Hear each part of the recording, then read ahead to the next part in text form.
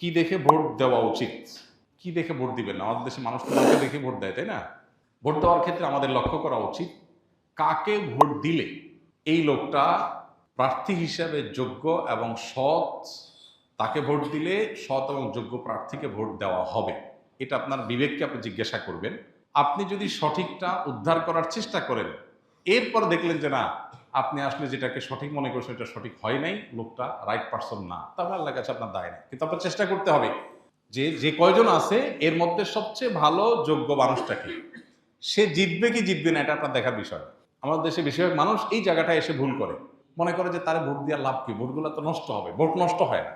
একটা ভালো মানুষ যদি অল্প কয়েকটা ভোটও পায়, তাহলে সে এটার উপর ভিত্তি করে সামনে আর কয়েকটা পাবে, তারপর আবার আরো কয়েকটা পাবে। কিন্তু আপনি যদি ভোট দেওয়ার এই রাস্তাটা বন্ধ করেন, অথবা তাকে সে কম ভোট পাবে এই চিন্তা করে আরেকজনকে ভোট দেন, তাহলে কি হবে? এই চান্সে খারাপ মানুষগুলো তাদের খারাপের রাজত্ব আরো বেশি করে করতে পারবে। কেউ জিতুক সেটা আপনি চাইতে পারেন, কিন্তু জিতানো আপনার দায়িত্ব না। আল্লাহর কাছে দায়িত্ব হলো, আপনার কাছে মতামত চাওয়া হয়েছে, আপনি মত দেওয়ার সময় সবচেয়ে ভালো উপযুক্ত ব্যক্তির পক্ষে মত আপনি দিবেন, বাস। এটা হলো আপনার কাজ। যে লোককে ভোট দিলে আপনার ইমান, আমল, ইসলামের স্বার্থ, মুসলিম উম্মার স্বার্থ সংরক্ষিত হবে, আপনি বিশ্বাস করেন।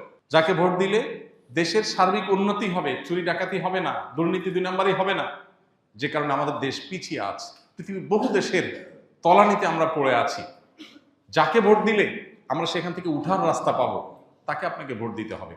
এক্ষেত্রে বায়াসনেসের ঊর্ধ্বে উঠা, এক্ষেত্রে আপনার গোষ্ঠীগত, বংশগত, পরিচয়গত, হ্যাঁ, এই সমস্ত বিষয়গুলোর ঊর্ধ্বে উঠা, সামান্য একটু স্বার্থের জন্য, একটু টাকা পয়সার লোভে আমরা আজকাল অনেক সময় ভোট দিয়ে দিই, সেটা যেন না হয়। আল্লাহর কাছে অনেক বড় একটা জবাবদিহিতার জায়গা।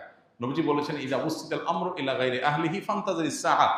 অযোগ্য মানুষকে যখন কোনো জায়গায় বসানো হবে, অপাত্রে যদি মানুষ তার মতামত দেয়, বা কোনো অযোগ্য মানুষকে যদি কোনো যোগ্য মানুষের চেয়ারে বসানো হয়, তাহলে কিয়ামতের অপেক্ষা করবা তোমরা। এটা কিয়ামতের আলামত। এই আলামত এখন চলে আসছে না, আসছে না? অতএব আমাদেরকে এখানে দায়িত্বশীলতার পরিচয় দিতে হবে। আল্লাহ বলেছেন, ইন্নাল্লাহা ইয়ামুরুকুম আন তুআদ্দুল আমানাতি ইলা আহলিহা। আল্লাহ তাআলা তোমাদের নির্দেশ করেছেন আমানত যথাস্থানে পৌঁছাও, অপাত্রে যেন আমানত না যায়। আল মুস্তাশারু মু'তামান। একজন মানুষ তার মতামত চাওয়া হলে, পরামর্শ চাওয়া হলে, তখন সে আমানতদার হয়ে যায়, তার কাছে এটা আমানত হয়ে যায়। অনেক বড় একটা ব্যাপার। আমানতের খেয়ানত করলে এর ভয়াবহতা অনেক বেশি, এবং যত অপকর্মের দায় আপনাকে নিতে হবে, বিশেষ করে এই সুযোগ পেয়ে যত অপকর্ম সে করেছে, যদি আপনার ধারণা থাকে যে সে এই টাইপের কাজ করতে পারে, তাহলে সৎ মানুষ, নেককার মানুষ, দিন, উম্মাহ, ইসলাম এবং দেশের সার্বিক কল্যাণ বিবেচনা আপনাকে করতেই হবে। আমি যাকে ভোট দেবো সে জিতুক কি না জিতুক সেটা আমার বিষয় না, সে জিতবে কি জিতবে না এটা আমার বিষয় না। আমার দায়িত্ব আমার সিদ্ধান্তটা সঠিক জায়গায় দেওয়া, বাকি আল্লাহটা আল্লাহ দেখবে। আল্লাহ যদি তারে সুযোগ না দেন, সেটা আমাদের অযোগ্যতার কারণে আল্লাহ দেন না, কিন্তু আমার দায়িত্ব আমি সঠিকভাবে পালন করতে হবে। আল্লাহ আমাদেরকে তৌফিক দান করুন।